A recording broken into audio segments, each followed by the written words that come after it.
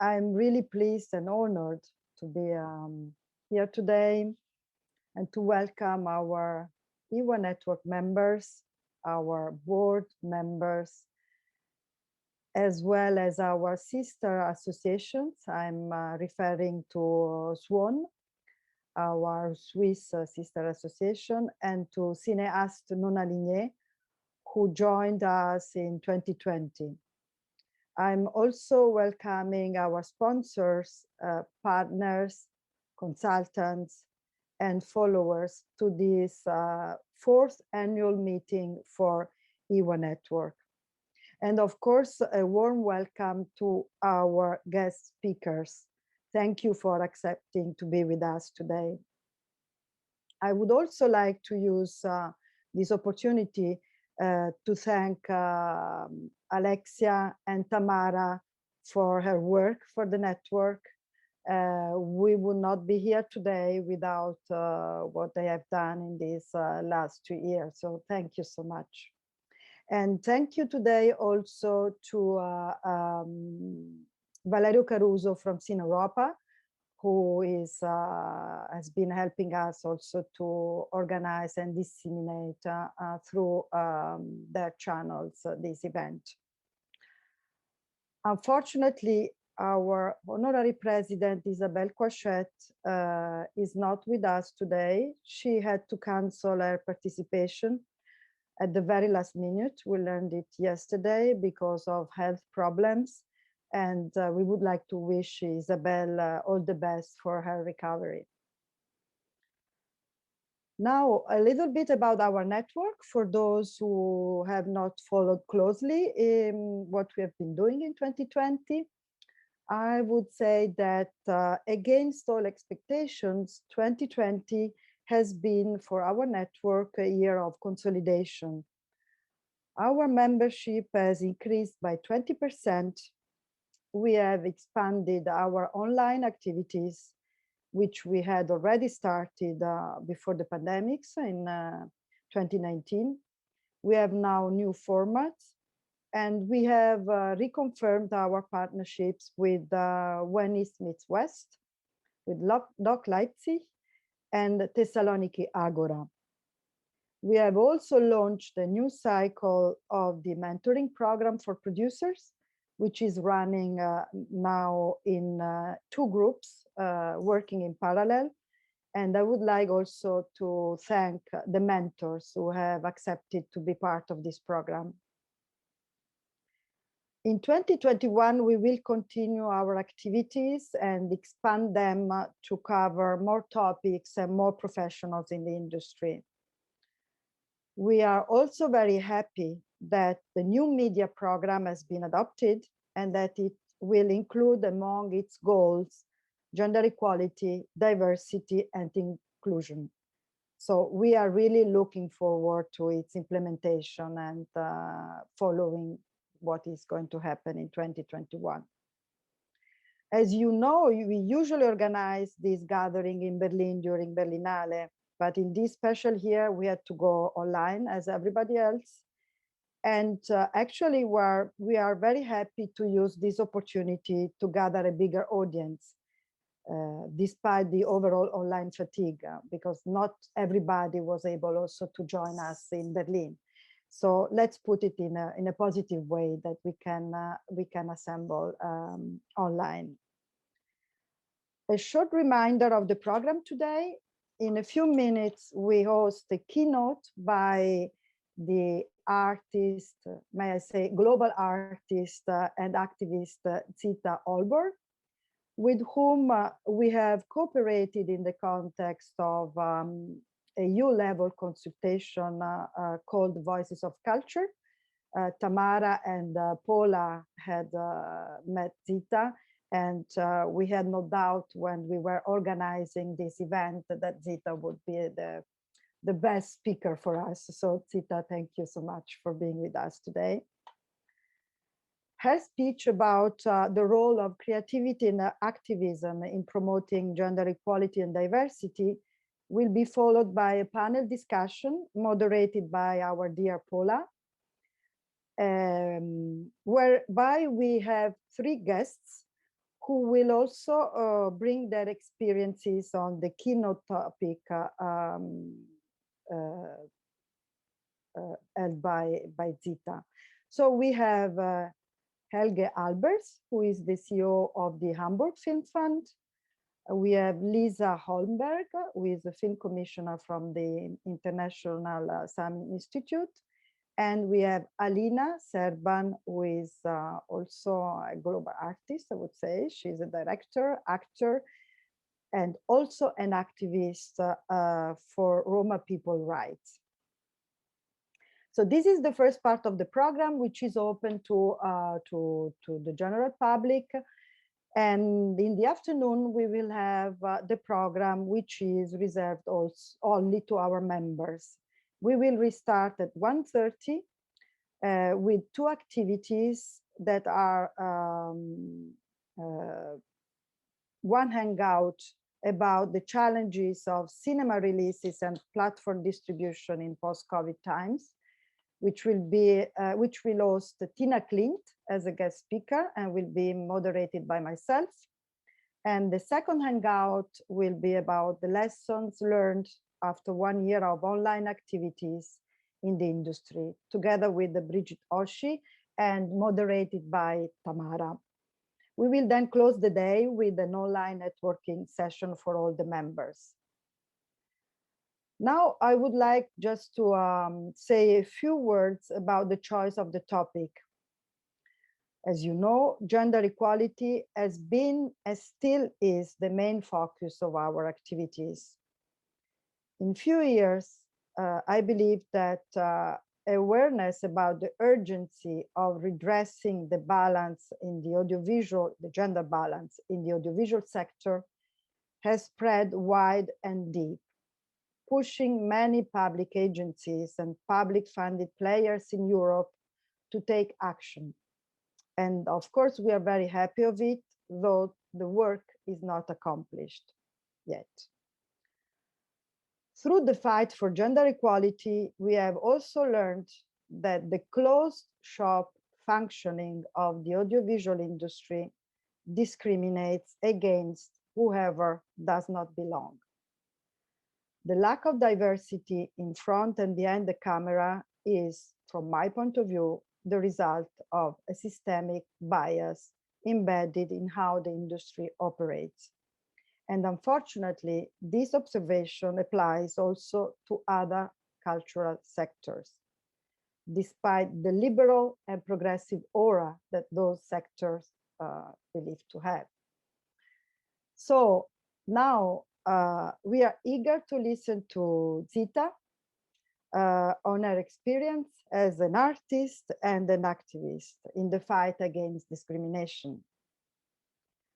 I give now the floor to Zita, and I kindly ask the other panelists to switch off their videos. Zita, you have 20 minutes, and I'll see you later after your speech. Good morning, greetings everyone. Thank you so much for that welcome and introduction, and thank you to the network for inviting me. It's an absolute honor to be here amongst so many creative women and of course men too. I've been a creative and an activist for as long as I can remember. And my life experiences growing up are what led to the path that I've ended up taking and the things I do to this very day. And in the trade union movement in the UK, I'm very much focused on gender equality, but equality across the board, and particularly involved in Black and Asian and minority ethnic structures, in addition to women's structures, and have founded a range of different justice and race and gender equality campaigns and organizations in order to further equality for all of us and a better life and a better future for all of us.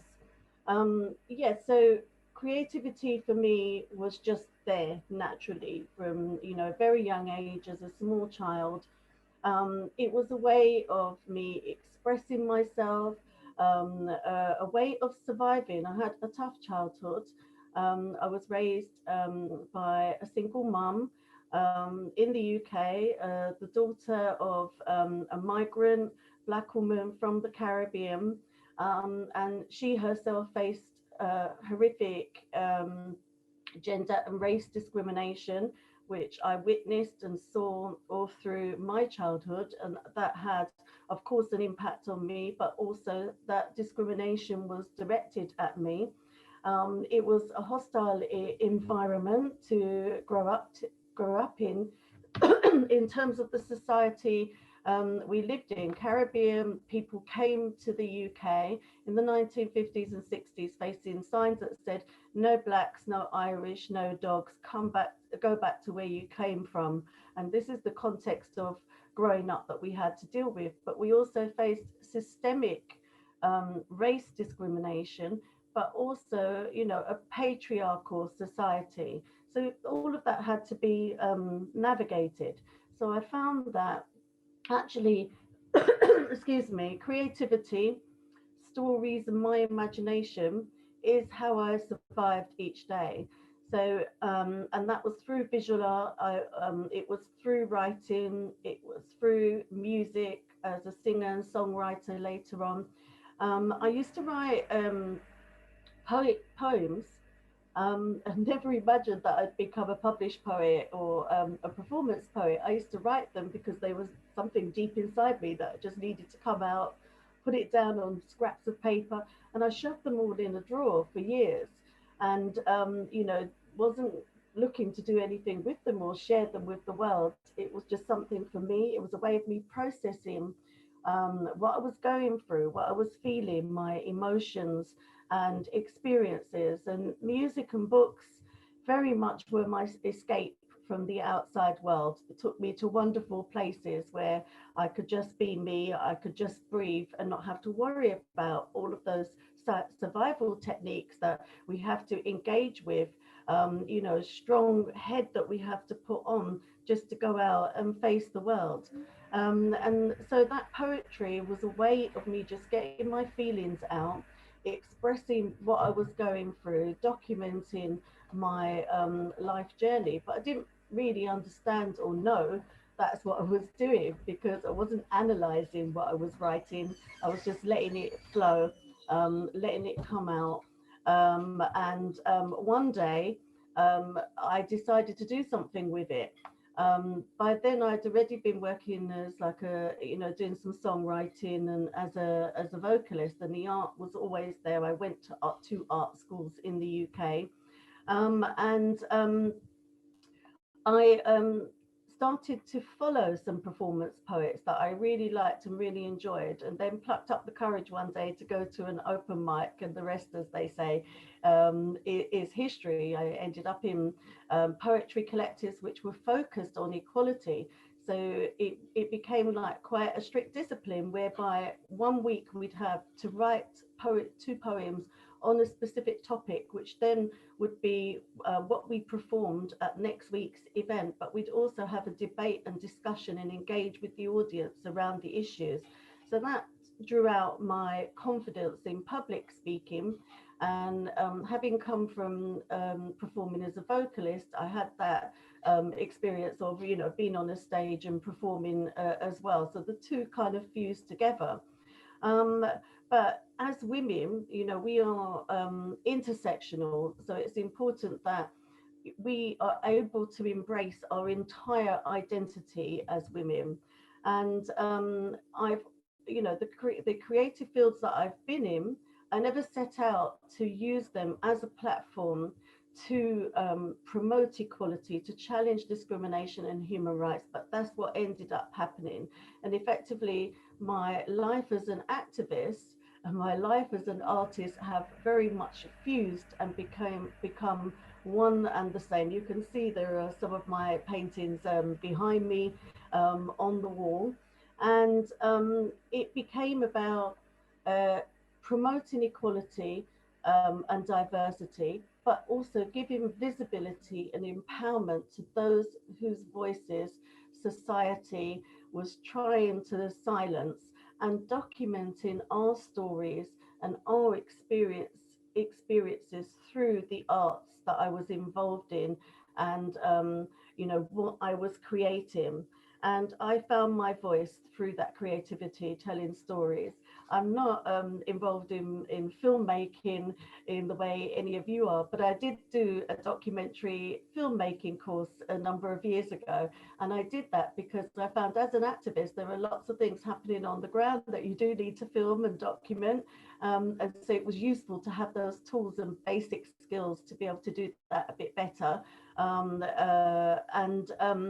I've been involved in, featured in, and involved in making lots of films as an activist and as a campaigner. So, I have some familiarity with the world of films, but absolutely not on the scale that all of you here today are. And so I think that it's important that we do use the platforms that we've got, or whatever level that is, if it's in our local community, if it's internationally, those we have those platforms, and therefore it gives us an opportunity to use our voice to bring the voices of people who are very much silenced most of the time, and face oppression and face discrimination, and horrendous abuse.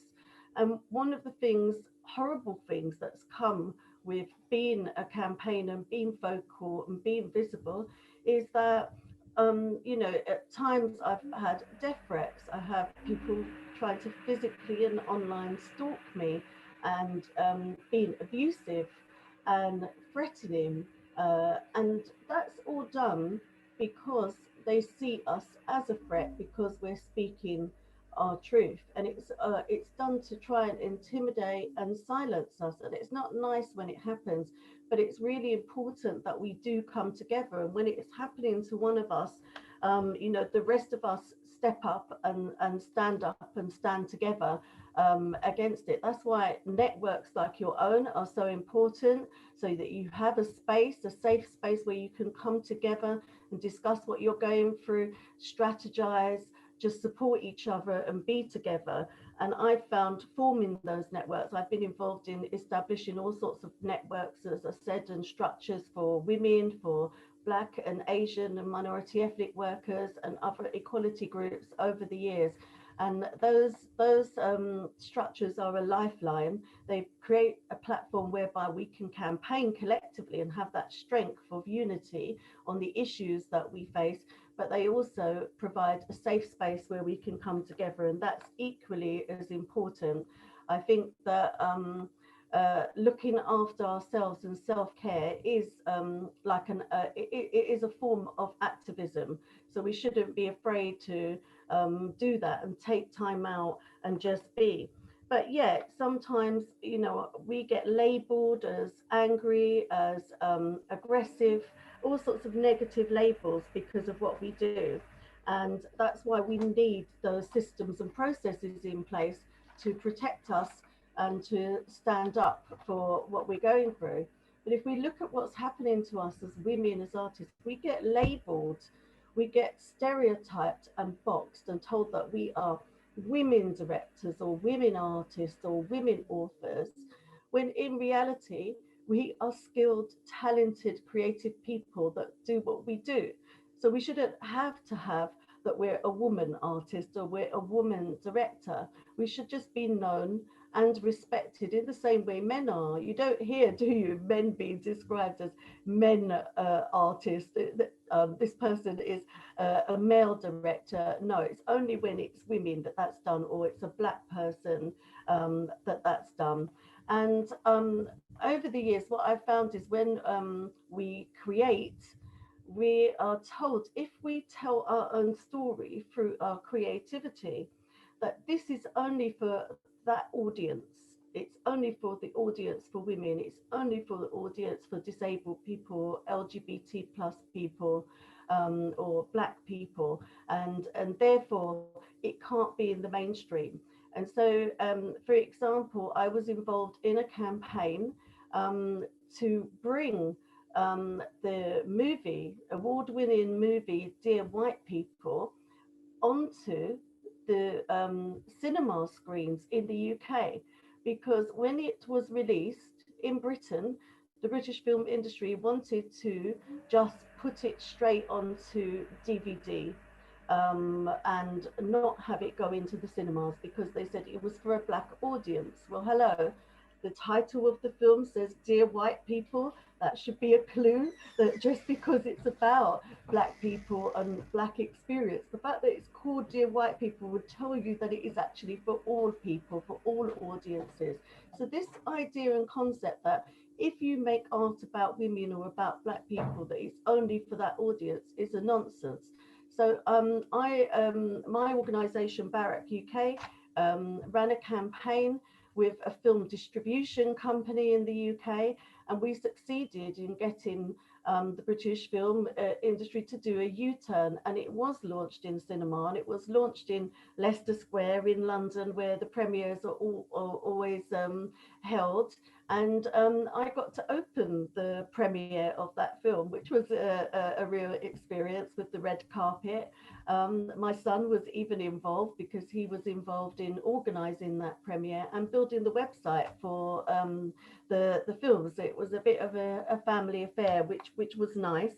But the reality is we shouldn't have to do this all the time. You know, it's tiring. I'm part of the UNESCO Coalition of Artists for the General History of Africa.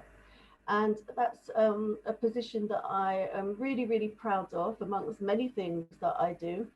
And the reason that UNESCO set it up is that they wrote multiple volumes of the history of Africa, and they decided that using a platform of African diaspora artists internationally to promote those volumes would go some way to tackling the horrific race discrimination, institutional discrimination that Black communities and the African diaspora face across the world, because of the history of the enslavement of African people, because of the history of imperialism and colonialism. And the idea is that we use the platform we have to promote the volumes. And it was felt by UNESCO that if people knew about those volumes, particularly young Black people, it would instill a confidence and a pride within them of the history and roots they hold in the face of horrific racism, like what we saw last summer, the horrendous murder of George Floyd in America. But here in the UK, where I'm based, we also have had multiple deaths at the hands of the state. So that's another aspect of the campaigning and human rights work that I'm involved in.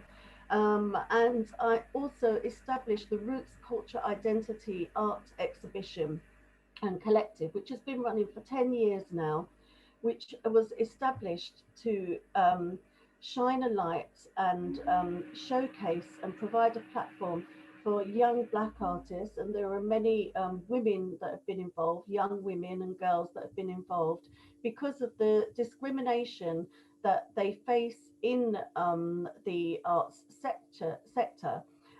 So 10 years of austerity has meant that for all of us working in the creative industries, and from an equality perspective, we've been hit disproportionately as women. You know, we face all sorts of oppression and discrimination in society at large, because of being in a patriarchal society. You know, the impacts of domestic abuse and gender violence. And then in addition to that, what we see is in the industries that we're working in, when they're hit by austerity, that's stopping us from being able to pursue our careers. And it's impacting on the next generation of creatives. And on top of 10 years of austerity and how that's impacted, and that's why I founded Barrack UK, Black Activists Rising Against Cuts, to campaign on the disproportionate adverse impacts of austerity and cuts.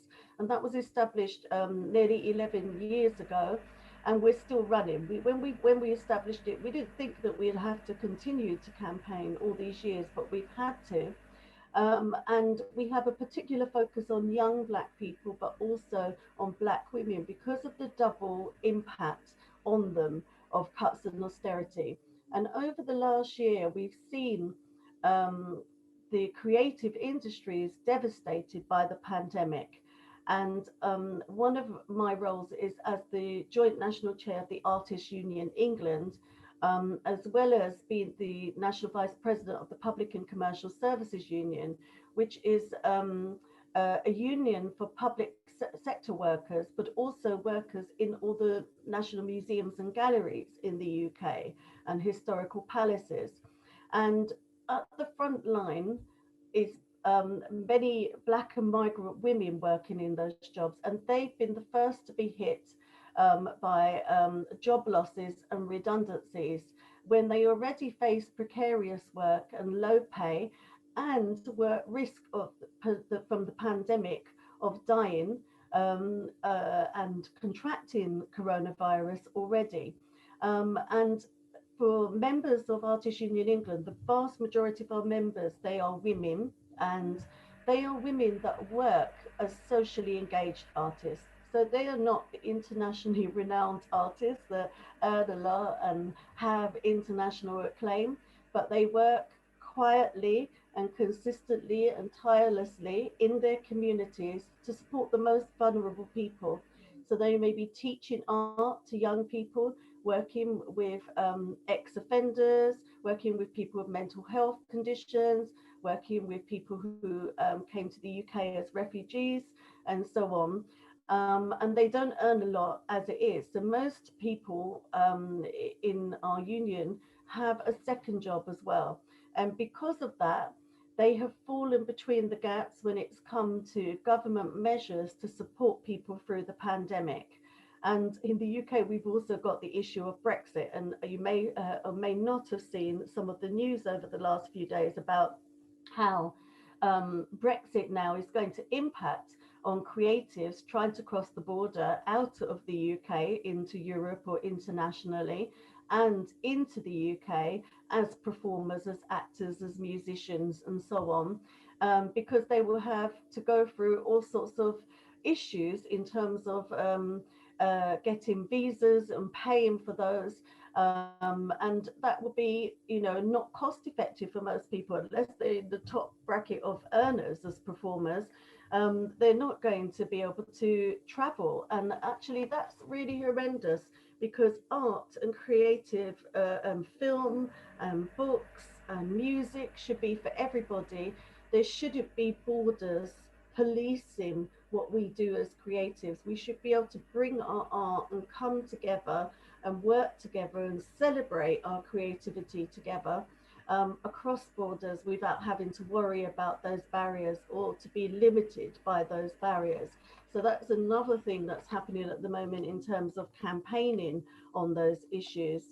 But yeah, a lot of the time when I create art and when a lot of my colleagues and networks create art, we're told, okay, so you've got a focus on women or you've got a focus on Black people. Therefore, your art is only appropriate for International Women's Day or Women's History Month or Black History Month. It cannot, you know, go into the mainstream. Your art's not mainstream enough.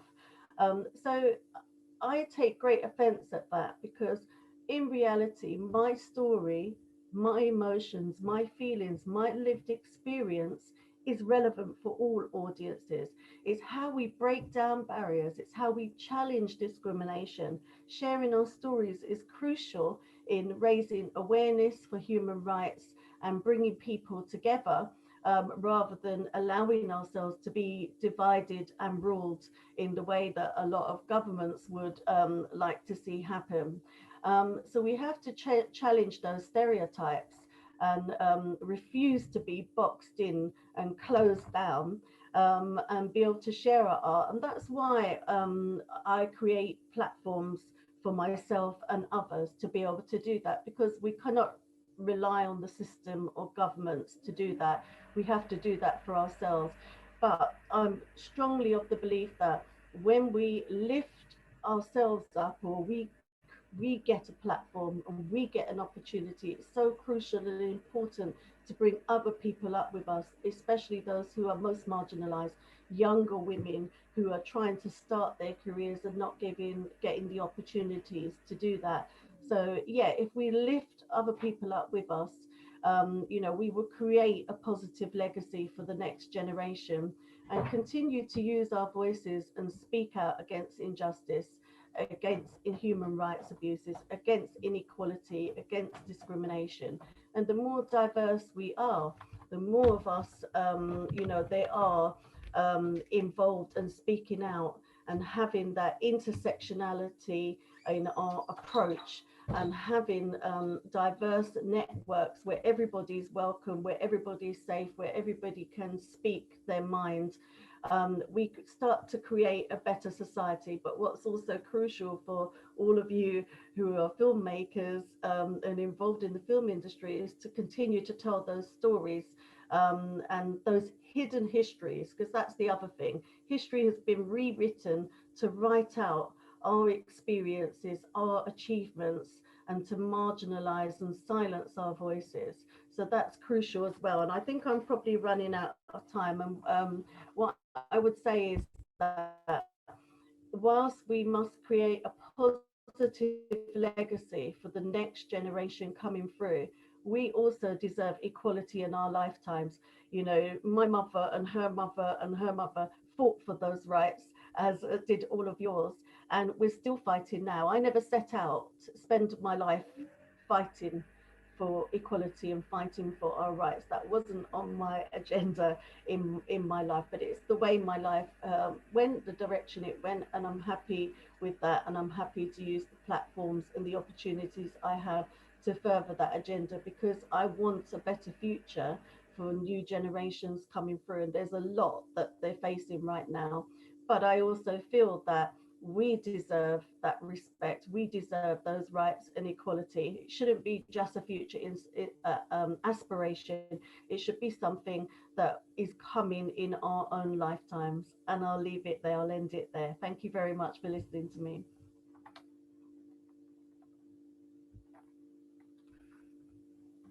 So thank you very much, Zita, for your inspiring speech and life experiences. And I really enjoyed, and I have taken some notes, such as using the networks as a safe space, socially engaged artists. These are really my keywords of your speech. And yes, the positive legacy for the next generation, but also the idea that we deserve equality in our lifetimes also, because we keep we have the legacy of our mothers and those who were before us in the fights. Also the hidden histories. This is a huge work that the filmmakers have to do today, among other battles that we are also engaging in within our network. I use this 1 minute that we have before starting the panel also to thank the members for having answered to our survey. We have conducted a survey on discrimination among our members, and the results were quite also surprising, because we learned a lot about discrimination inside Europe. And we will come back to the members with more exhaustive information on the results of the survey. So it means that discrimination is about a lot of different layers. And in Europe, we have worked a lot on cultural diversity, but now we have to bring it to another level, what we mean by diversity. And on this, I give the floor to Paula, who will introduce to us the panelists. And also would like to thank Zita, because Zita is going to leave us in maybe 15 minutes, Zita. And so thank you so much. Oh, I think Zita, hello, good morning. I think Zita in the end was able to join us until 10:30 UK. So Okay, right. So this is very good news. Okay, the floor is yours, Paula. Thank you so much. Good morning, everybody. It's so wonderful to see in the participant chat so many people that I know, I respect, admire. I'm a big fan of so many of you here. That is, it's really fantastic to have you. And thank you, Zita, for sharing this intersectional aspect of art and activism. And I think although here we are in a network of audiovisual creators, this art is the emotion, activism is the strategy, they say. So we are also trying to strategize for a common, more fair future and present, as Zita clearly established. And because of that, I would like to invite my panelists, who are actually the ones that are going to be sharing some of their presence and their hopes for the future and their work for the future, as well as the present. So we have Liisa and Helge and Alina, and of course Zita as well, who were introduced at the beginning. So I'm not going to use, and you have a program to see all the wonderful work they do. So I'm not going to use this time to go through that again. Because you can read all about them, but let's just dive into what this is all about. Thank you. So I will start actually with the, oh, by the way, so at some point, we are finishing this panel at 11:15. So the idea is probably that a quarter to 10 minutes to 11, I will open the floor for some questions. So do feel free to gather them in the Q&A. I will collect them at some point at the end, at the last part of the panel.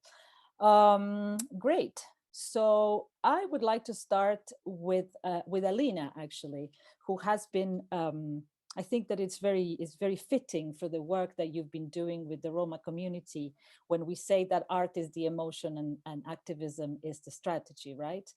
Can you tell us a bit more about the work that you've been doing and how that has been reflecting in the changes that you see that the Roma community needs in terms of representation and art and access to artistic representation as well?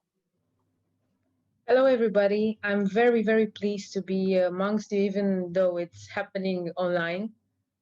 I have to say that I'm very, not just excited, but I just feel emotion pounding in my heart because I think it took me and my ancestors so much to get here, to get at this table, to share experiences from a Roma perspective.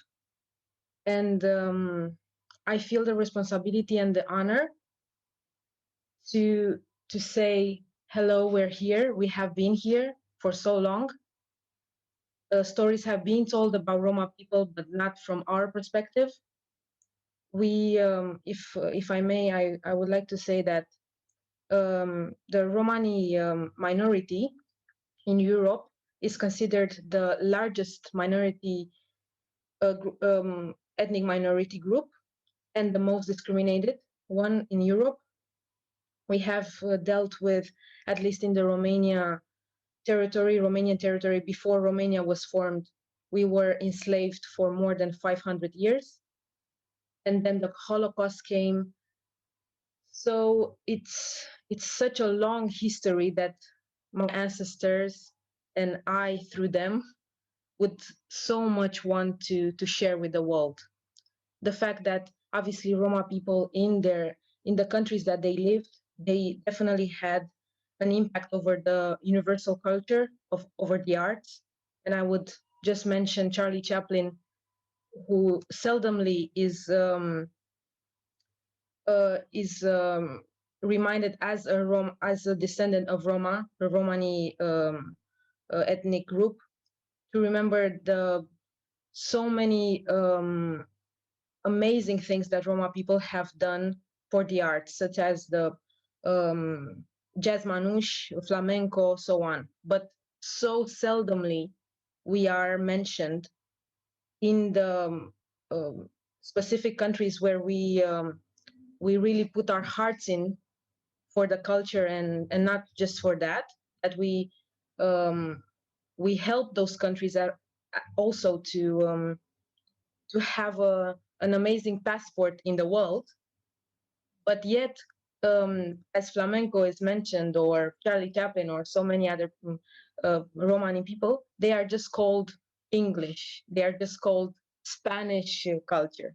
And I myself, I come from a Roma background. And from my father's side, we come from a traditional Roma tribe, let's say, where we would speak a different language than Romanians. We would have a traditional costume. And because so many people are still at the outskirts of the society today, few of my people receive the microphone as I am receiving today. So that's why I'm so nervous. I feel really my heart pounding, because it's important. Because through time and through films, unfortunately, the one single story has been told about us. I grew up seeing Roma people on TV, only the exotic women, the othering of Roma people, the exotization, and no human side. Hence today, the racism towards Roma people, it's the most accepted one, is the last form of accepted racism in Europe. So today, it's still normal to, I would just give an example, to take Roma children from their family. If you see them a bit more white, like blonde, people will think, they stole these children, because dark-skinned gypsies cannot have blonde children. And this was a BBC title everywhere, dark-skinned gypsies versus the angel blonde type of news. That was very normal, because obviously Roma people are not human. So excuse me for giving this tour of a bit of a history. And I will tell you that I'm a storyteller. And connecting to other artists from the UK and from other countries, I have been told, and I would add to what Zita said, that unfortunately that saying with no blacks, no Irish also added no gypsies. And exactly, we were the unwanted as well with the other minorities in Europe, especially through the Holocaust time and so on and so forth. Today I am making small steps in trying to tell stories from our perspective. And on the 20th of February that just passed, we commemorated, I will say, because I don't know what word to use when you commemorate 165 years since the abolition of Roma slavery in the Romanian territories. And for that occasion, I dreamt this impossible dream of making a feature film about Roma slavery. But obviously, being a beginner, I knew nobody would believe in me. I am idealist but cynical in the same time. So I believed in me. I couldn't wait for somebody to come and say, "Yes, Alina, tell your stories, have some money." So I have been the producer of my stories through time. So I went to supermarkets. I really hustled to get some money to make at least a short film, a small part of a huge story that needs to be told. So I managed to make Letter of Forgiveness, my first directorial debut. A Letter of Forgiveness, it's called this way because forgiveness was a word when you would forgive someone from slavery. You will free them. So, and forgiveness letter, because that was a document that Roma slaves would receive when they were forgiven from being slaves.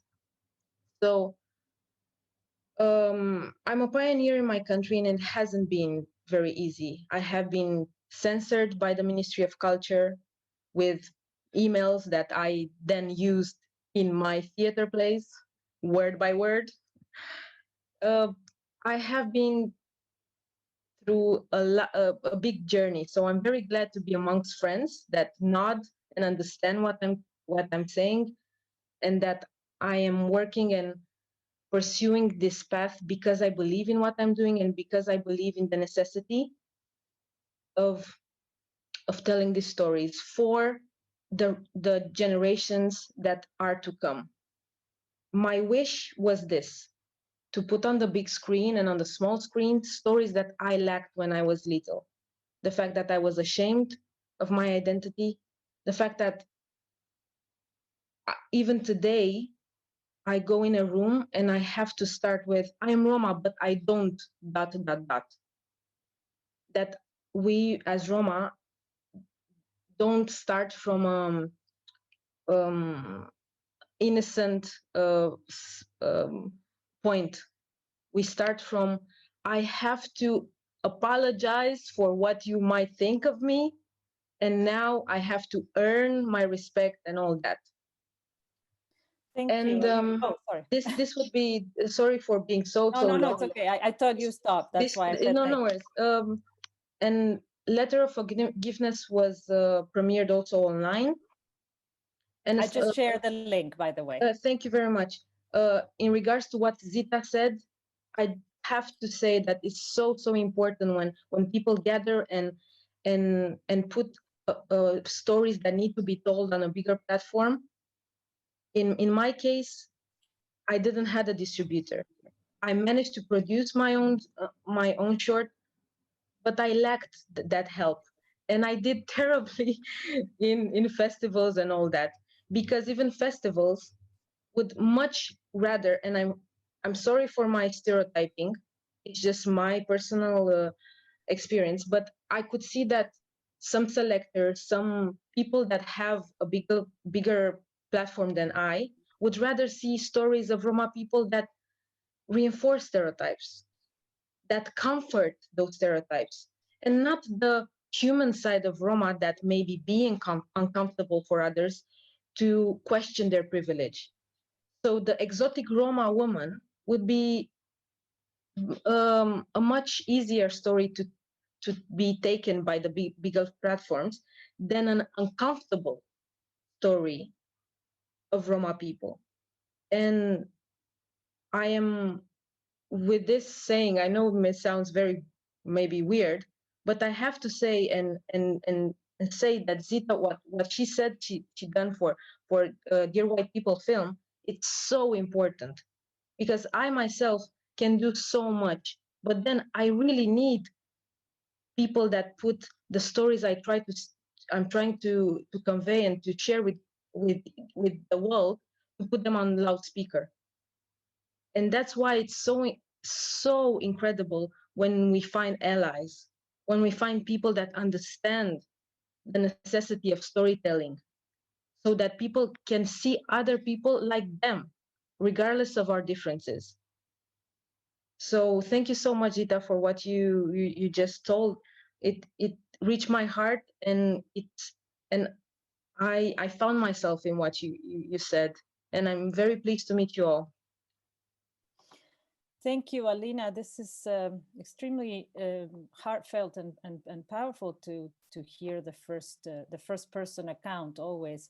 And this is a learning curve for many of the so-called minorities, because when we talk about minorities many times, and we had this conversation with Liisa the other day, is the idea of how many are there of these people, right? Like, is this a minority because there are very few?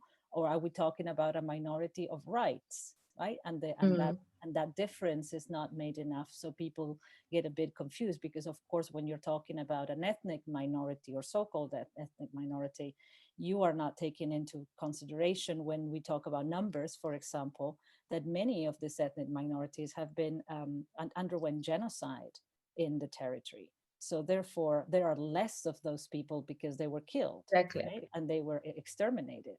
literally. And also, I think that what you were saying also resonates with the European experience, which I call it the mother of the dough, because I actually think that there is so much collective trauma created by the continent, by the forces, by the imperial forces, but that the empires that ravaged Europe and that ravaged the world from Europe, that actually you know, we hierarchize from our POV, you know, which one is the most exploited or the most you know, traumatized. But actually, I think that there is a collective trauma that extends, you know, from Roma, of course, Black people, and slavery and pillaging. You know, so we are dealing with a bigger cake than our own trauma, which is the collective trauma as well.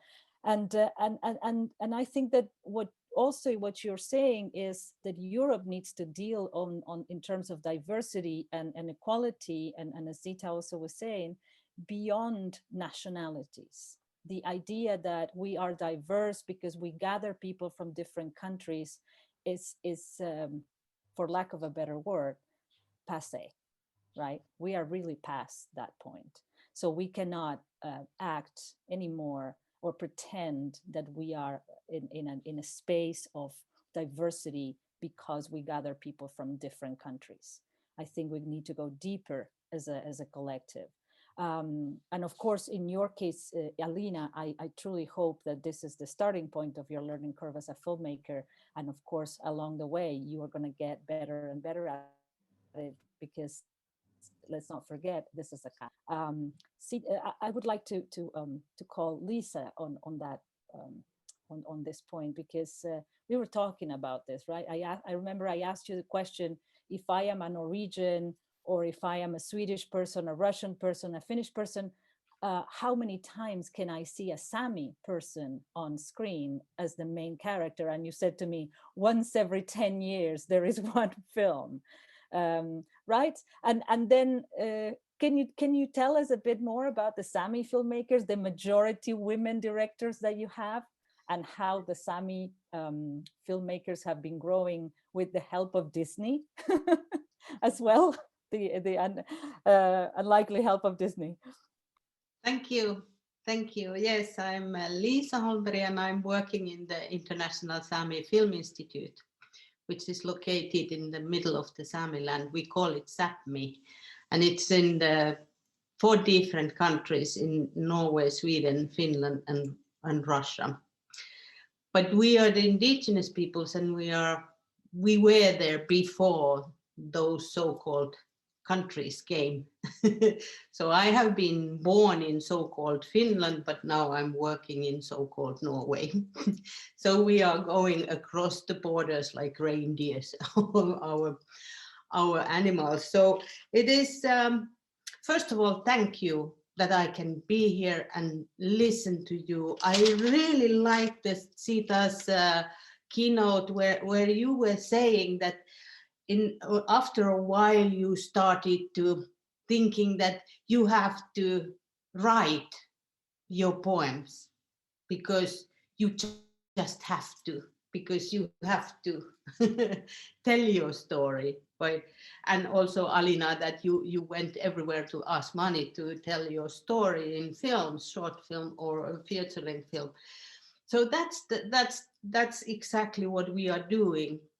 In the International Sami Film Institute, we are supporting our filmmakers to tell their stories, to tell the Sami story, or to tell we are working with other indigenous peoples also in Greenland, in Canada, in Russia, in New Zealand, and Australia also. So, because when you are telling your own story, then you are creating your future. You are making the decision how I am telling my story. And that's the whole thing is there, that people are saying to Sami filmmakers, but what is different? You are Finnish, Liisa. you were born in Finland, you have to be Finnish. And I said, I'm not Finnish, I'm Sami. And what's the difference? The difference is that we are different peoples. We have own languages, we have own culture. We have been here much longer than the Finnish people, or Norwegian, or Swedish, or Russian. So the other thing is why we are working as we are working to support our filmmakers is that in order to make films, as Alina said, you need money. And it's difficult. And so we are depending on Norwegian, Swedish and Finnish film institutes, how much we can make films, how many long feature films we can make. Now we have had this luxury that we are making every 10th year. The latest film came 10 years ago.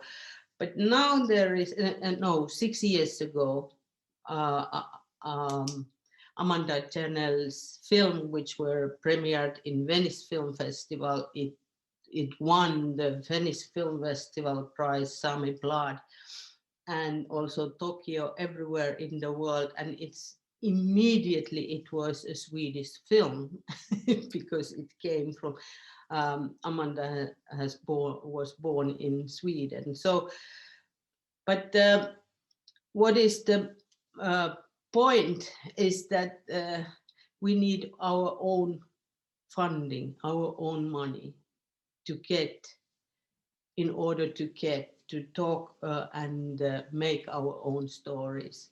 And that's a very important part of our work.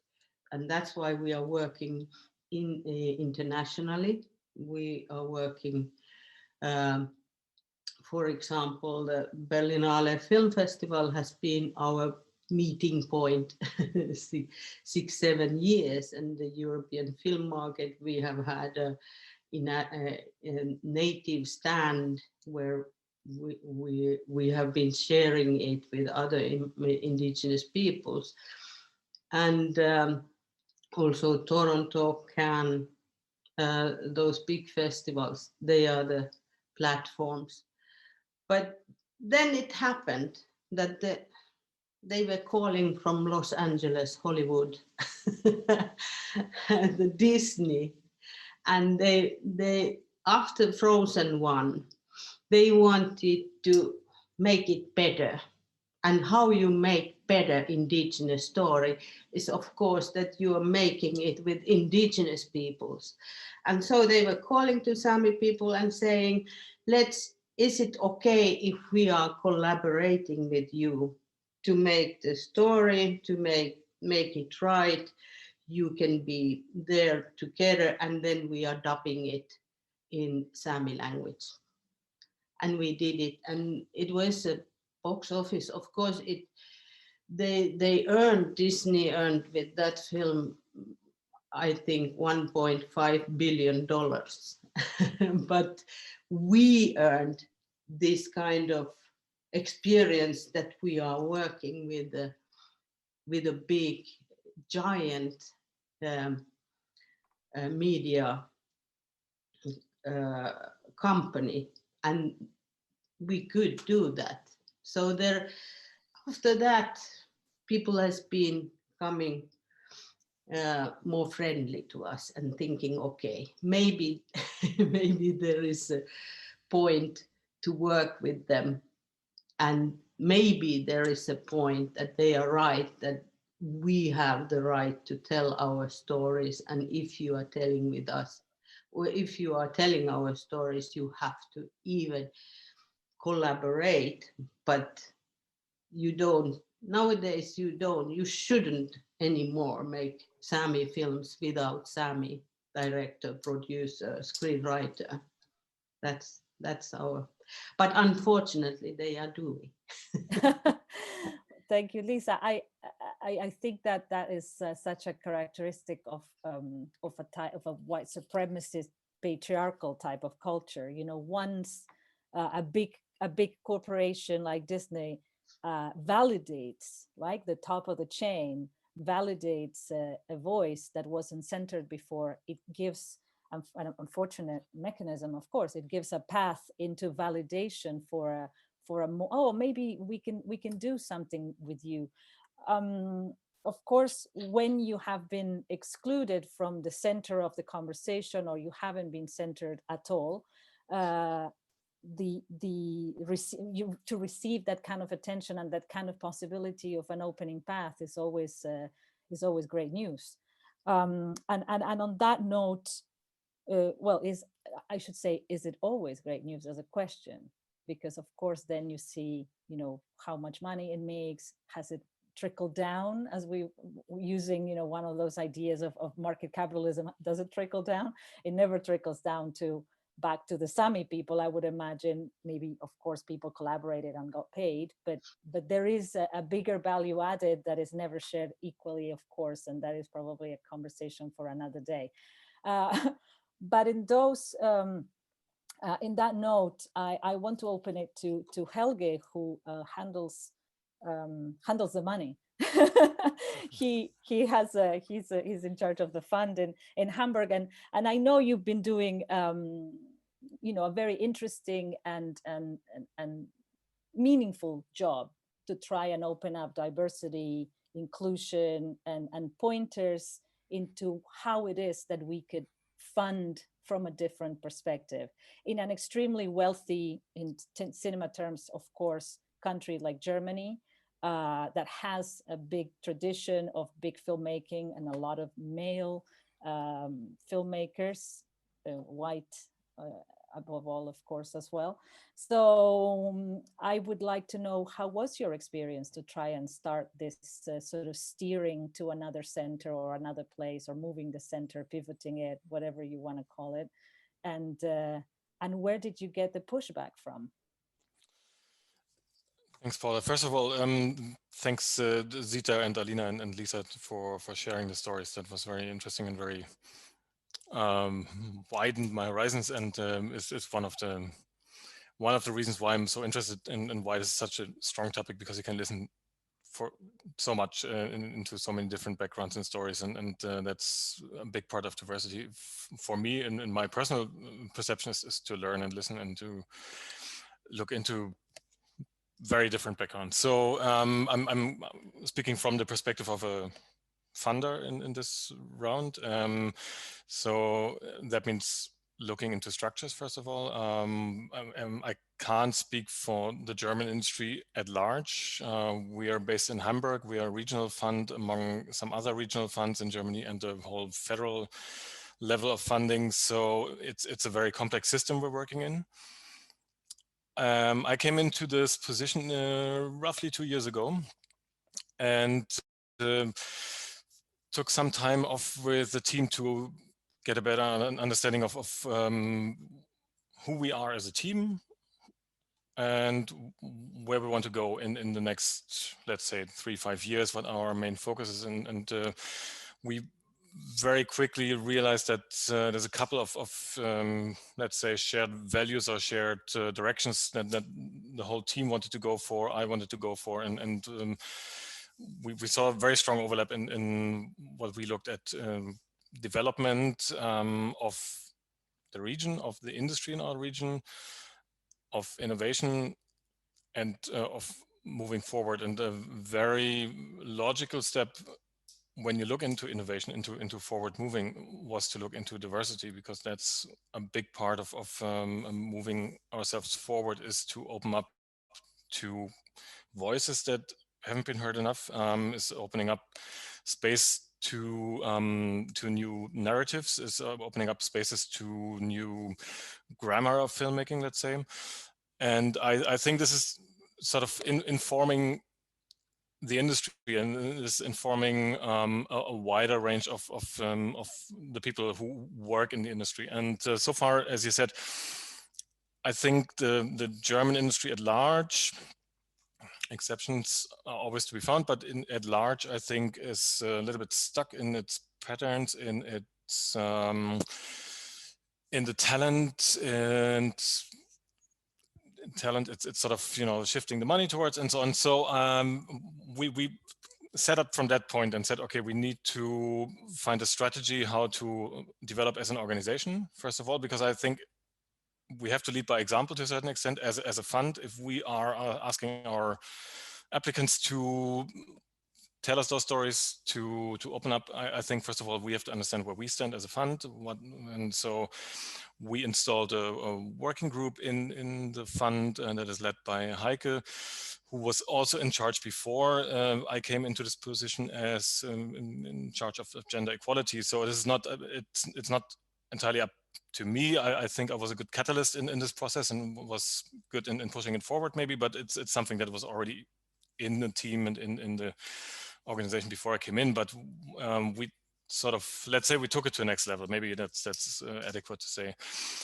And so we try to learn more about ourselves, first of all, as an organization, as our set of values. And then we obviously said, okay, we need to find that angle of diversity in its holistic view, not only looking at gender diversity, but also looking at minorities, looking at underrepresented backgrounds, looking in queer backgrounds, etc. How do we find those in our stories? How do we encourage our applicants to look into their projects, see where they're maybe hitting walls or maybe not taking it far enough?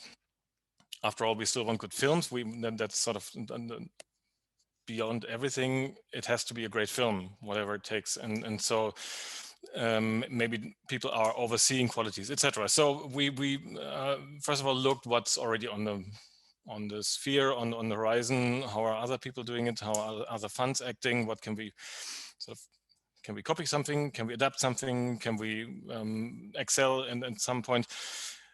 And consulted with a lot of experts in the field. It's also a learning curve. It was a big learning curve for us as an organization to see who's active in the field, what are the standards in the field of diversity, what's the language, what are the do's, and where do you overstep lines that you haven't even seen before. And in consulting with those expert groups and so on, and also industry like the Scriptwriters Association, the bigger partner organizations who care for disability and so on, etc. We arrived after roughly a year's process at the diversity checklist that we made a part of our application process as a mandatory part of the application process.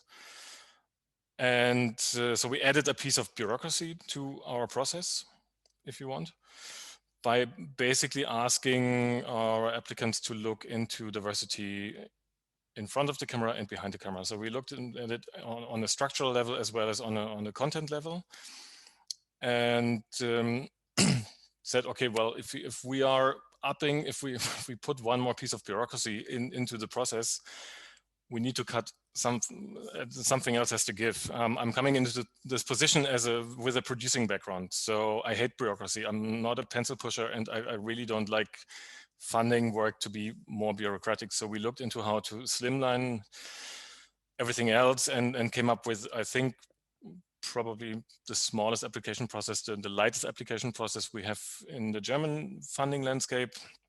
We're also the fastest in decision-making processes in the German funding landscape. So I think we balance quite well in what we've put on top in that process. And what arrived through the diversity checklist from our perspective is a couple of things.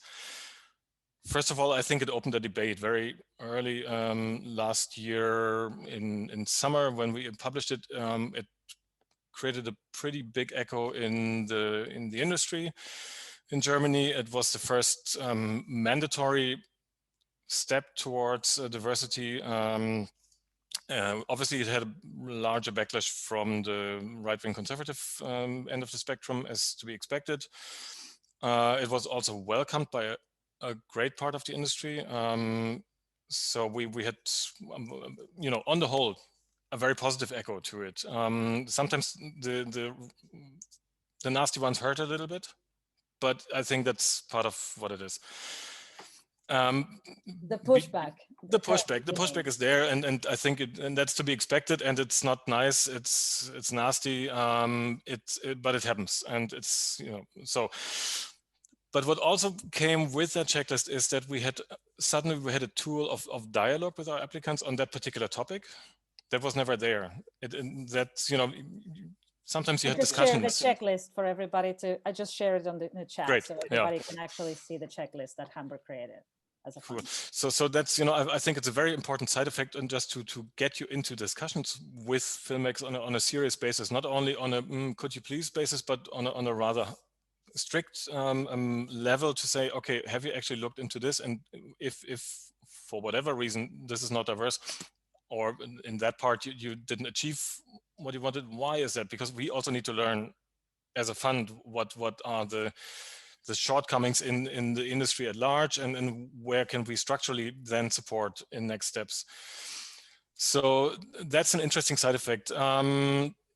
What we've also seen in the past year is that the publication of the list has been noted as a signal in, let's say, marginalized groups. So it has been read as a welcoming signal by these groups, by the queer society, by all sorts of marginalized groups, to be in touch with us, understand that we are open, that we're interested, that we are still operating in a professional context. So that's also excludes at a very lower steps, and we have to understand that it excludes, and then we have to find different ways in educating and in sort of pushing people forward who are not there yet to work in a purely professional context. So that's also an sort of a learning in that process for us. And yeah, I mean, otherwise it's so that's the formalistic aspect of it. Mm-hmm. Last and certainly not least, what we've also done is that at the same time, more or less at the same time, when we issued the checklist, we've also changed our juries and made sure that all of our juries, we have 4 juries in total, are composed in a 50-50 gender balance, but are also composed with jury members that have very, very different and diverse backgrounds. So we have people from the queer community in those juries. We have people with Turkish backgrounds, Asian backgrounds, and so on. So we do have different discussions about projects, and we do have backgrounds that look at projects from completely different angles than before. And that's sort of also it's a question that I get asked very often. How does the checklist influence and inform the decision-making process about projects? And in reality, I have to say, the checklist is much more valuable for the applicants than it is for the juries.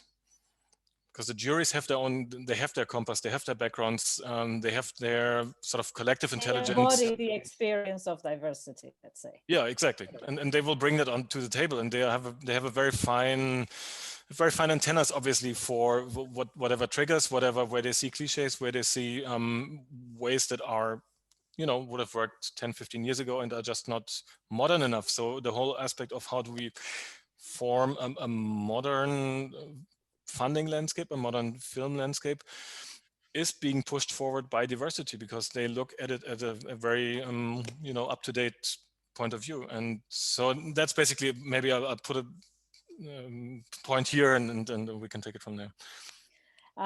Absolutely, thank you, Helge. I want to move to Zita, of course, when we talk about embodying the experience, because this is something that Black artists cannot leave behind. They are embodying the experience of racism, and they live the trauma permanently when this is, when there are pushbacks and the horrific situations you were talking about in your keynote, Zita. I have so many questions I would like to ask you, of course, as someone who's immigrated from Latin America to the UK, 21 years ago myself, and seeing how UK operates. From you, like in the last year with Black Lives Matter, and of course this idea of a Black Renaissance that's been talked about in the US mainly, but a bit in the UK. what do you feel is still the biggest pushback for a Black artist in a society like the UK, like Britain? Well, I think it's multiple issues and barriers. So it's the context of where we are in terms of 10 years of austerity and how that's had a disproportionate impact. It's the fact that systemic and institutional discrimination already existed in those institutions. And it's interesting listening to, it's fantastic to have listened to the other panelists speaking, because what we have to look at is whose voices are listened to. So, for example, I and other Black community activists campaigned and warned of what became known as the Windrush Scandal, which may not be familiar to everybody here, but it's about the mass deportation of Black people who came from the Caribbean, as I'd mentioned in my keynote, in the 50s and 60s, on chartered flights, and deporting them en masse and telling them that they're illegal immigrants after being in the UK 40 or 50 years and raising their children and grandchildren, paying into the economy, working their whole lives. And when we started to warn of this, our voices weren't listened to. So, you know, it's when somebody who was white, you know, white journalists, for example, started to talk about these issues, their voices were listened to. When we tried to get the story out, even if we had it in the mainstream, you know, people didn't want to listen to it. So it's about the gatekeepers, and, you know, that's an issue. It's about how our stories are framed when somebody else takes over that story, yeah? And if somebody else is telling the story. So it's really crucial. So that's an issue, that we are not allowed in a lot of ways to tell our own story. Or if we do, we have to use our own platforms. And of course now the technology that we have and social media and stuff that wasn't there when I was, you know, a child, it means that we can get our stories out. So I was involved with working with a filmmaker over 2 to 3 years, just up until the pandemic, about the Windrush Scandal and those deportations. And he made a feature-long film, and that film hasn't been screened on our TVs or cinemas. So we sort of did a soft launch of the film on our Barrack UK 10-year anniversary last year. And it's out there and it's on platforms, and we're sharing it on social media.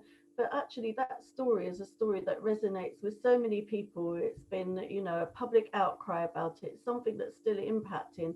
So the fact that we can't even get that story out into the mainstream, like we have to fight to get things into the mainstream. And then when we do, what we find is that the media will often try and dig dirt on the people that are involved and find what can they say to find something they did 20 or 30 years ago, something they said that they take out of context, and then try and use that against them to discredit their voices. And just picking up on the points that have been made about diversity and making sure you equality proof things, that's another issue. We hear a lot of lip service. So when we look at what happened with Black Lives Matter movement last year, and there was this big movement in the UK as well, and those protests were not just about the murder of George Floyd, they were about these systems and processes and discrimination and barriers and oppression that we're still facing in every aspect of life, including in, as creatives and in the arts and in the workplace and the labour market. But even those protesters have been demonized and labeled as, you know, people that vandalize in cities and so on, without actually looking at what took people to go out and protest. They weren't vandals in any case, but they've been labeled wrongly in that way. But if you're taking to the streets and protesting in a pandemic, that should tell you something's wrong. And what we saw is lots of institutions, including in the arts, coming out and saying Black Lives Matter. You know, we believe in Black Lives Matter, and using that as a strapline and using it actually to elevate themselves But in reality, it's fizzled out after a couple of months, because when you ask them who is on your executive boards, you know, what are you doing on that issue? Who is in the decision-making bodies in your organization? Who does your funding go to? There was a campaign that I was involved in called Boycott the Human Zoo, which was about a white South African artist who bought an exhibition to the UK and had physically chained Black people to replicate the Victorian human zoos. And he was given a platform by a great, you know, a big arts institution, cultural centre. But that cultural centre, if a Black person had come along to tell that same story, would have been told, go away, just do something in Black History Month for a day or two. We're not interested. And that's an issue. And the tick box exercise to diversity and equality. So sometimes what people do is they get figureheads. So they get somebody who's a Black voice actually to defend their discrimination, or a woman to say, well, look, we can't be racist, we can't be sexist because we have this person here, but it's a tokenistic approach. So if you don't actually pin it down to what's actually happening in every aspect of what you do, you know, just having figureheads or just having a diverse panel is not enough. That process has got to follow through. And what some organizations do is they bring in, you know, a diverse group of people, a tokenistic one woman here or one Black person or one lesbian woman there, but they don't actually follow through what they're doing. And actually that person, just because you're Black or you're a woman or you're disabled, it doesn't mean to say that you're an expert on equality. And it doesn't mean to say you are the collective voice for everybody that falls into that category. You are one person, you know, and you have your own story, your own experience, but you may not have the expertise to actually be able to evaluate these systems and processes.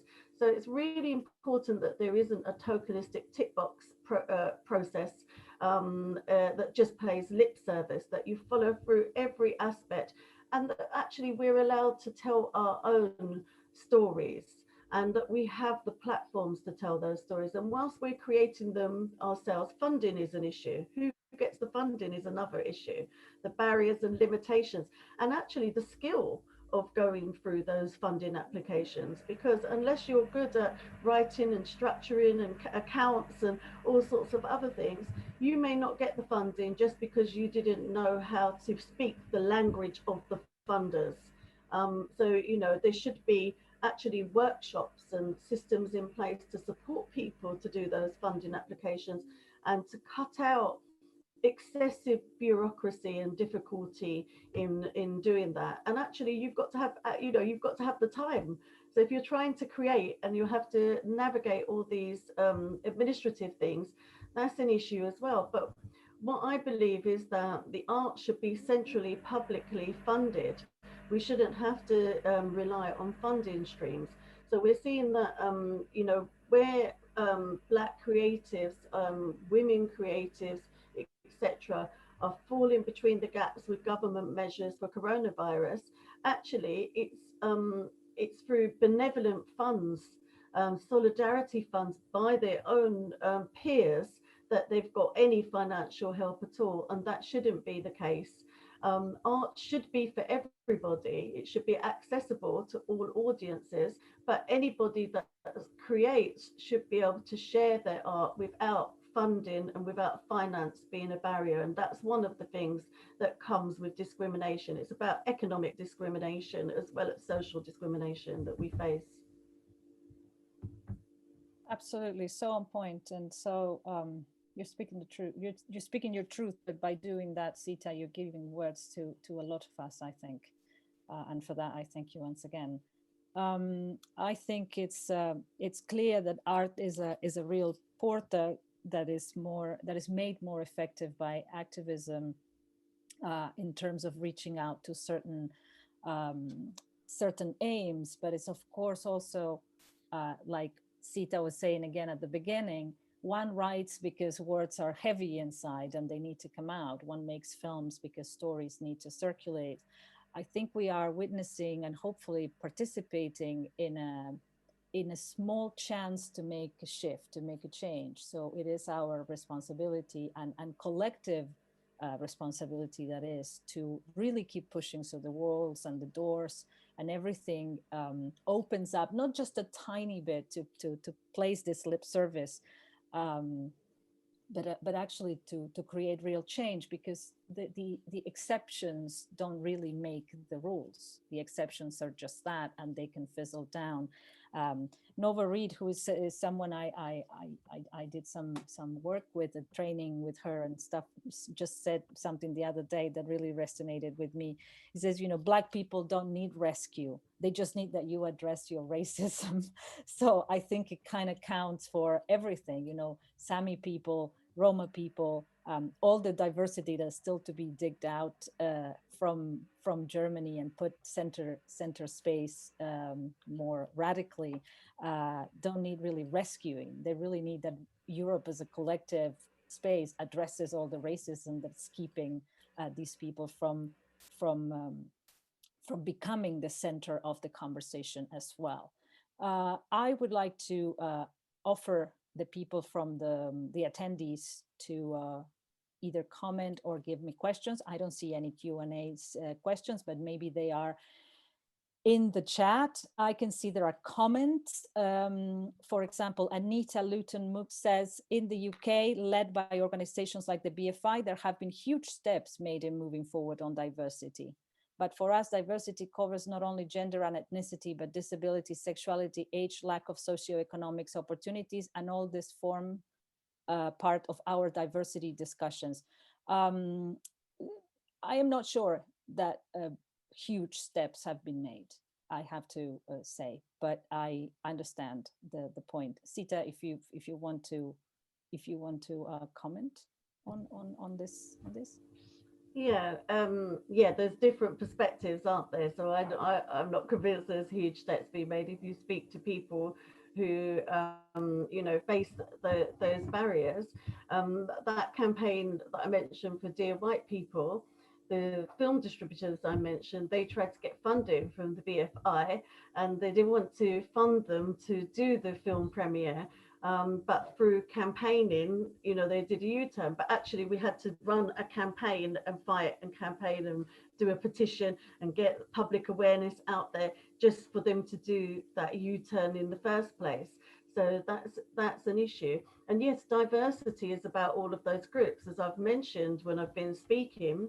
But I think we need to be really careful about language and what we mean when we use particular phrases. So what we're seeing in the UK and actually globally is that diversity and inclusion is being used by governments and policymakers to replace the term equality. And in some ways it's been done to appease those white straight men who are complaining, why have you got all this stuff on equality? Why have you got structures for LGBT, disabled, women, Black people, young people, whatever? What about us? I remember being in one of my workplaces where we set up different equality networks, and I had a whole range of complaints from white men saying, where's the white men's forum? And so the workplace set up a white men's forum to appease the white men. And I really wanted to know what was going on in that network. But all the white men I worked with, who actually were in an equality unit, we worked on equality policy, they didn't want to go and have that label attached to them of having gone to the white men's forum. So I was like pestering them for ages until I convinced one of them. And really all they were doing was having a moan about the fact that, you know, there were these other structures, not because they were facing any discrimination. So diversity and inclusion has been used. Equality is about addressing discrimination and underrepresentation, and it's enshrined in law. And there's a legal requirement to comply with that. And obviously there are variations from country to country. In the UK, we have a public sector equality duty, which means that you have to do equality impact assessments on all your policies and structures and so on. But actually, those equality impact assessments shouldn't be limited to public sector. It should be across the board. And it's a good tool to use for everybody. Because if you are not looking at discrimination and you're just talking about promoting everybody, and you're going wider than the groups in protected characteristics that that law is for, actually you may not be addressing the discrimination and underrepresentation and institutional discrimination that exist in your structure or your industry or your organization. So it's not enough to just talk about diversity and inclusion. You must actually be for equality and tackle discrimination and barriers, but not just respond to discrimination when it's happening, but take steps and actions to avoid it happening. Actually, what we don't want to do, those of us on the receiving end of discrimination, is fight discrimination. When we're talking about creativity and wanting to make films, we don't just want to make films and create art about our lived experience of discrimination. We have vibrant, wonderful, fantastic stories to tell, just like anybody else, about every aspect of life, our history, to celebrate who we are. But in some ways, the only things people are interested in is when we've got a bad story or sad story to tell, but they don't want to hear our good and positive stories about the things that we've achieved. Just everyday stories of life, like other people can. We want to be in the mainstream, but we want the freedom to express our lived experience and our truth at the same time. Yeah, and it's a conundrum, because it's either not that, or when the stories are about the trauma or the discrimination, minorities, we tend to be accused of being too exaggerated, and that actually this is not. So we never win one way or another. I think Anita has come back saying that she was referring to the diversity policies of the BFI funding criteria for films like Helge Report. Of course, there is a huge amount to do, but I feel among many other countries in Europe, many more steps need to be taken. Absolutely, I know you're talking about that, and I think that Zita addressed some of those things that make us fall through the cracks. My personal feeling, my personal opinion, let's say, is that as long as we request from filmmakers, because we're dealing with film here, but I guess it will apply to any cultural strand. But in this case, in film, many times film institutes request, and certainly the BFI requests, films to be essentially proving that they are British. Films essentially proving that they are French. So when we are still addressing things from a national identity point of view, from an idea that you can create stories that need to appeal to that tag, this is where we start limiting and how the stories are being told. What is a German film? What is a French film? What is a British film? And whoever decides or starts the conversation from that angle will make anyone who's not part of the center of that conversation lose ground. Helge, I can see you waving your hand on this point.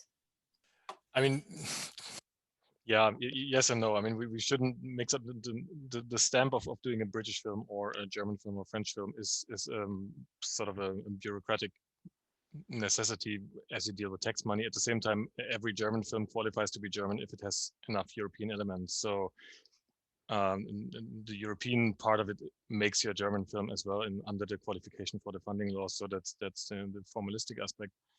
I think the challenge we're facing is a creative challenge, and it's something we need to see great films, and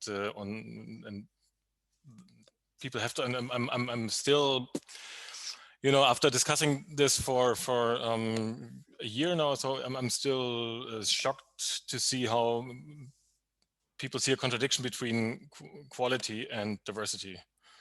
That happens again and again, and that discussion of freedom of creativity, freedom of speech versus equality and versus diversity is weird, and is something, when you look into it, it's really bizarre, and that pushback, that reaction has to be addressed. And the other thing I wanted to point out is that change processes in our industry, I don't think, are linear. So they can happen quickly, and they can for better or worse. And if I think a lot depends on storytelling and good storytelling. So if what we do tells a good story to other stakeholders, to other institutions, I think we're also pretty quick in adapting and implementing it.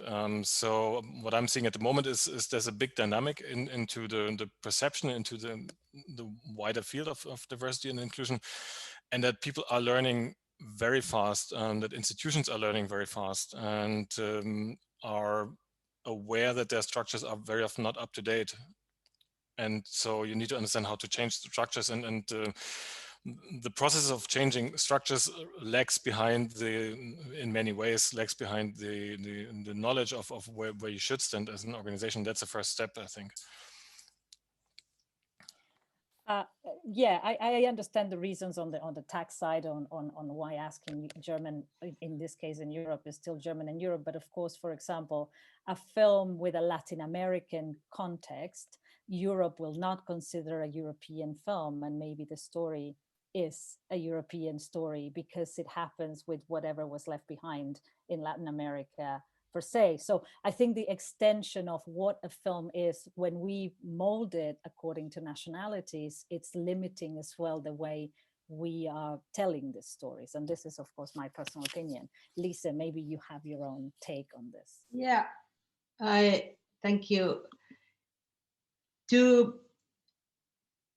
When we are making Sami films, then when we are applying money from the Finnish Film Foundation, it is Finnish film then. It must be quality of the Finnish films. Or if we are applying funding from the Norwegian Film Institute, it is Norwegian film and they have their own qualities. And that's why that's the reason we are making a feature-long film only once in the 10th years.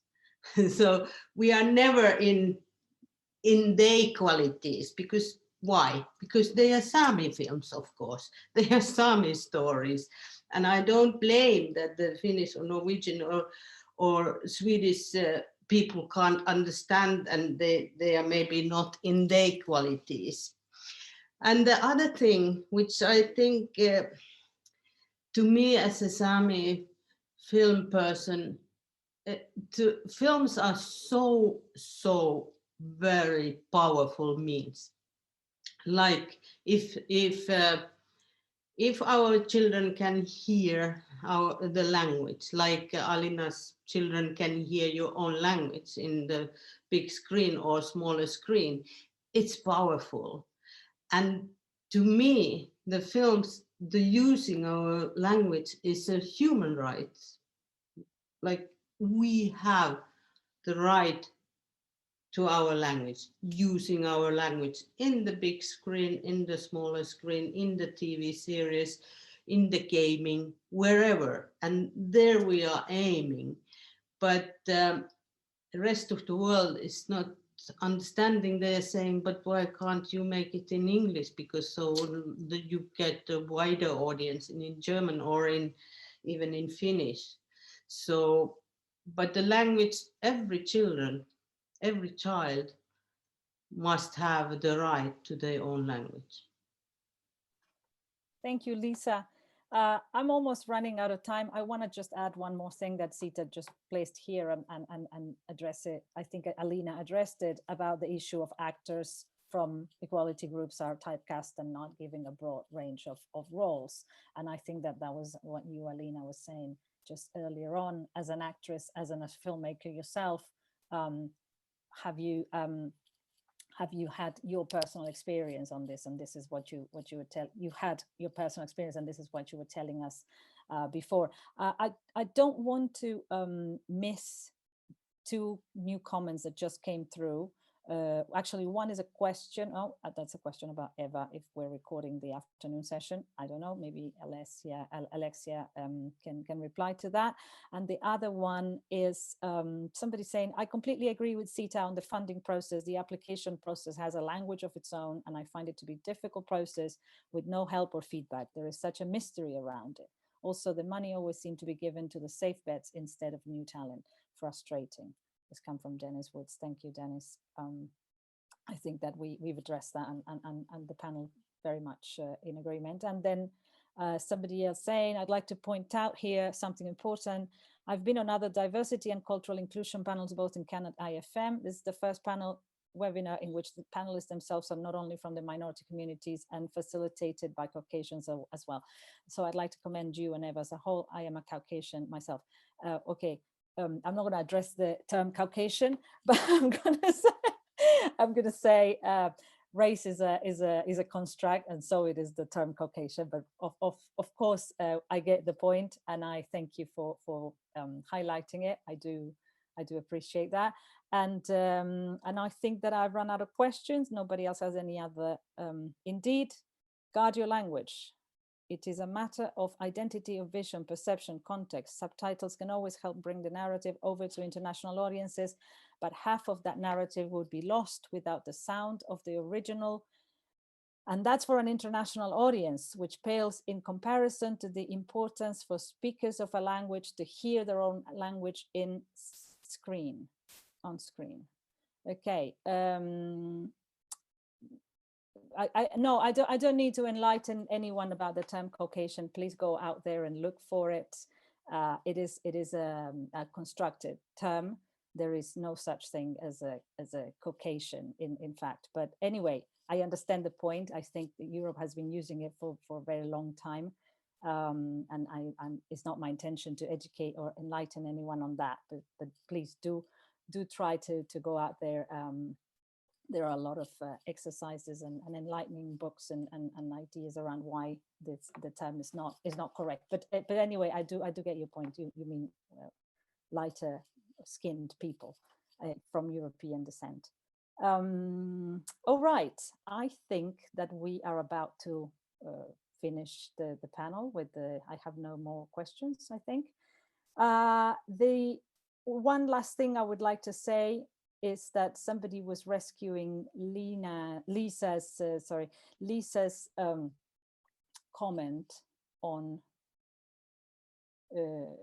when you do your stories, you're actually, let me just find it again.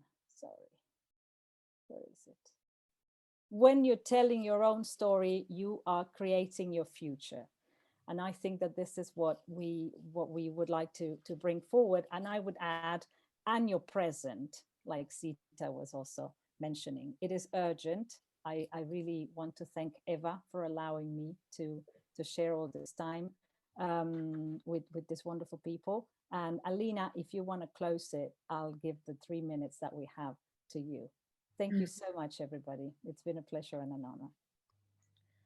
Thank you so much for having me. I would like to finish with some realistic points that I'm dealing with, and then with a positive note, I would say. I'm the first one in my family to ever graduate high school.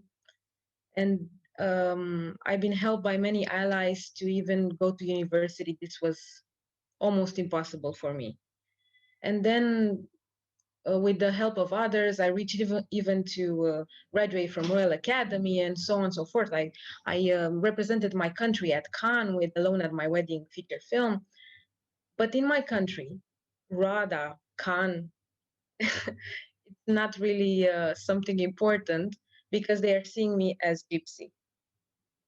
And unfortunately, my phone is not ringing to be participant of their projects as a human, as an actress, as a storyteller.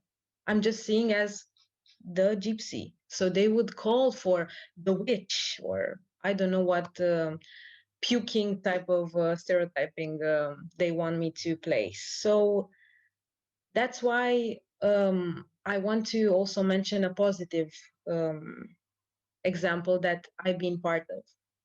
Hussein Tabak, who is a Kurdish, Turkish, German director, called me few years ago for Gypsy Queen, a feature film that is actually inspired by his own mother's experience as an immigrant in Germany, who fought so much for her children to have a better life in Germany. And he, as a Kurd, he was quite attached to the Roma theme. Both minorities discriminated, passed through genocides, not having our own country, so on and so forth. And I have to say that Hussein was stubborn enough to take a Roma actress for the main character.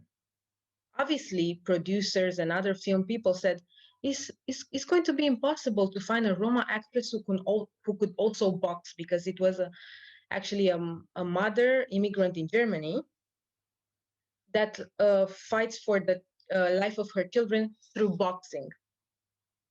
And everybody said, Hussein, stop, take just a Roma looking actress. And he was stubborn enough to find me. And it was like a story written in the stars. He heard my point of view. He saw where I was hurting as a Roma person, and he took that in the script. I had this creative decision power over the script, and also over the other castings of other Roma actors and actresses. And not only that, I am so happy that Hussein gave me the opportunity to translate everything I was saying in my traditional language. And it's actually the dialect I'm using in Gypsy Queen is it's called Spoitorește. And I'm so glad that we are able to conserve that dialect. That this dialect is really not being heard in other films and so on and so forth. But I'm glad that Hussein became like an ally for me, became a brother who helped me live on the big screen a story that I wanted I myself to see when I was little, and I would wish other children to see, regardless of their ethnic background. And I'm so glad we together did this. And I just have to say that on the other side, I could see that Hussein struggled to put this film on bigger platforms, bigger festivals, because it had no German actress playing the boxer. If it did, we know it would have been to Cannes and all that. But it just had me and a Kurd guy directing it. So no famous names, just us putting our hearts there. And by the way, I hope it's fine for him to disclose this. Hussein started in the film business by being the chauffeur on the set.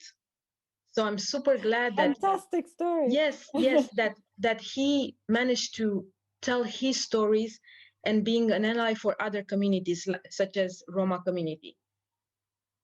Gypsy Queen is still a victim of the pandemic and also the diverse card that we are really living and putting out there. But I'm still glad this film exists. And it existed because people didn't go the comfortable way.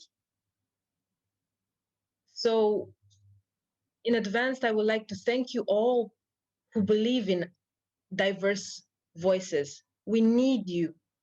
And you can be an ally for everybody, even if it's just sharing some people's works, not just being a film funder, but even good words from time to time. It really, really helps, because we do struggle so much and we so much feel the loneliness of our battles. So thank you so much for having me.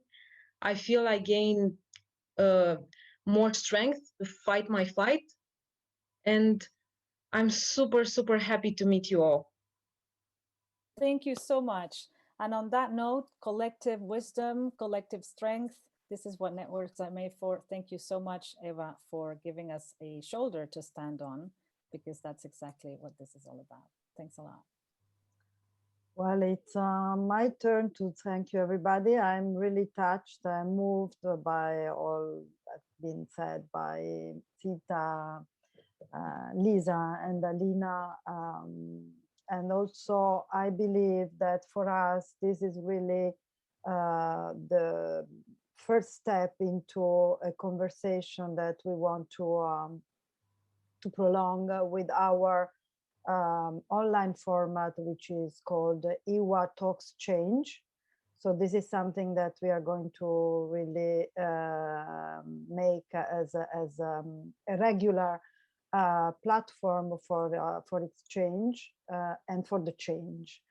I'm not going back into what has been said. I still believe that our industry should really, really make a deeper exercise on itself, and all the issues that we have been dealing with, starting from gender equality to whatever we can put under diversity. I'm not opening the discussion now. We know how difficult it is in continental Europe, and Helge is facing it in Germany, but this is for all European countries, how it is difficult to tackle the diversity issue because of history, because of really the difficulty to face our past and our present.